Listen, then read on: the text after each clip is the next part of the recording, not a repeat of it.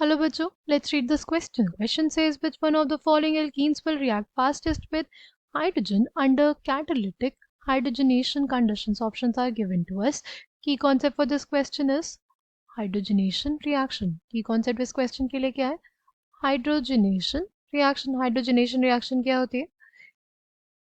Alkene पे, किसी भी गिवन एल्कीन पे हाइड्रोजन का addition in presence of either nickel, platinum और पैलेडियम, उसी को कहते हैं क्या?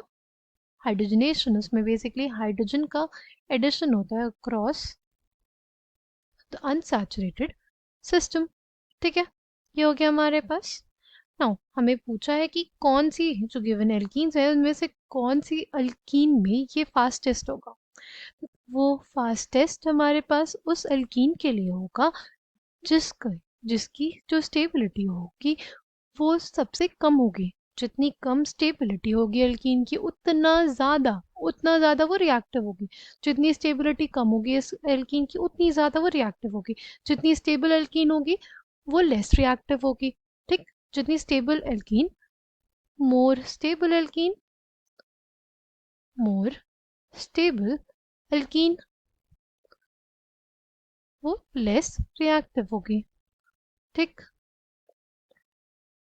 जो लेस स्टेबल एल्कीन होगी, लेस स्टेबल अल्कीन होगी, वो क्या होगी? मोर रिएक्टिव होगी।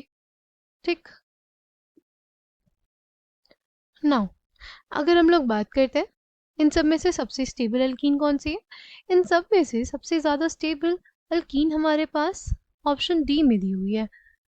राइट, सबसे ज़्यादा स्टेबल अल्कीन कौन सी होगी? जो ऑप्शन डी में है, दी हुई है। क्यों?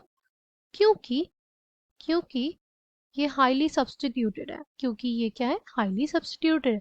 जितनी ज़्यादा एल्कीन सब्सटीट्यूटेड होगी वो उतनी ज़्यादा स्टेबल होगी और उतनी लेस रिएक्टिव होगी। तो ऑप्शन डी में जो एल्कीन है वो सबसे लेस रिएक्टिव होगी, यानी वो लीस्ट रिएक्टिव हमारे पास हो जाएगी। ठीक, फिर अगर बात करते हैं ऑप्शन सी की, तो ऑप्शन सी में भी हमारे पास जो एल्कीन है उससे एल्कीन सिस्टम से 3 एल्किल ग्रुप्स जुड़े हुए और एक हाइड्रोजन, यानी ये एल्कीन भी हमारे पास क्या होगी? ये काफ़ी स्टेबल होगी। ये एल्कीन भी क्या होगी हमारे पास? काफ़ी स्टेबल होगी।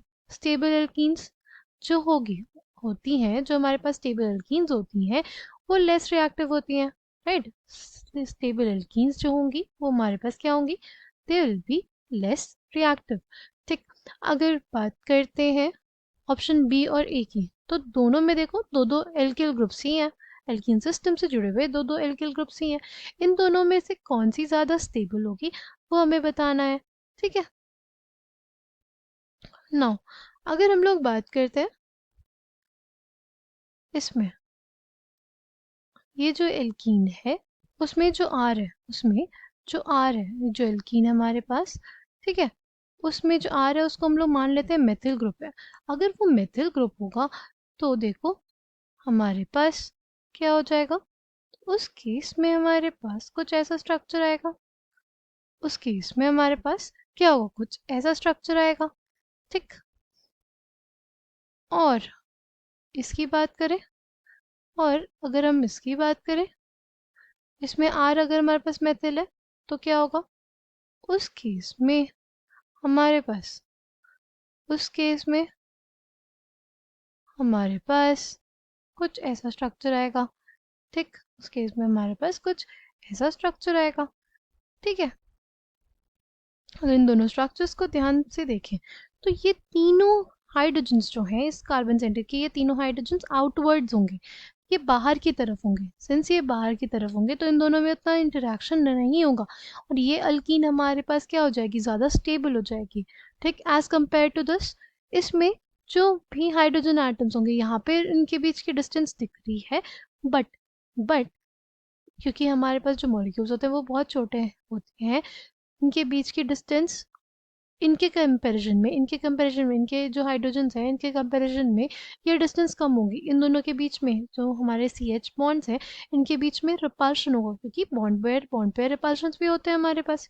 इन दोनों में क्या होगा? रिपल्शन होगा। रिपल्शन की वजह से ये अल्कीन जो है वो उतनी स्टेबल नहीं रहेगी। ये लेस स्टेबल होगी, ये मोर स्टेबल होगी। तो ये हमारे पास अगर मोर स्टेबल है ये अगर मोर स्टेबल है तो ये लेस रिएक्टिव होगी, ये अगर मोर स्टेबल है तो क्या होगी, ये मोर स्टेबल होगी तो लेस रिएक्टिव होगी। मोर रिएक्टिव कौन सी हो जाएगी, ये वाली, क्योंकि ये हमारे पास जो भी एल्कीन्स दी हुई हैं उसमें उसमें लीस्ट स्टेबल है। This is least stable. सबसे ज़्यादा स्टेबल कौन सी थी, सबसे ज़्यादा स्टेबल एल्कीन ये थी, फिर उसके बाद ये होगी, फिर ये होगी, और ये लीस्ट स्टेबल इसलिए मोस्ट रिएक्टिव हो जाएगी। तो हमसे यही पूछा था कि मोस्ट रिएक्टिव एल्कीन या फास्टेस्ट कौन रिएक्ट करेगी, जो मोस्ट रिएक्टिव होगी, मोस्ट रिएक्टिव एल्कीन हमारे पास हो जाएगी ऑप्शन ए में। Option A will be correct. I hope you understood it well. Thank you, all the best.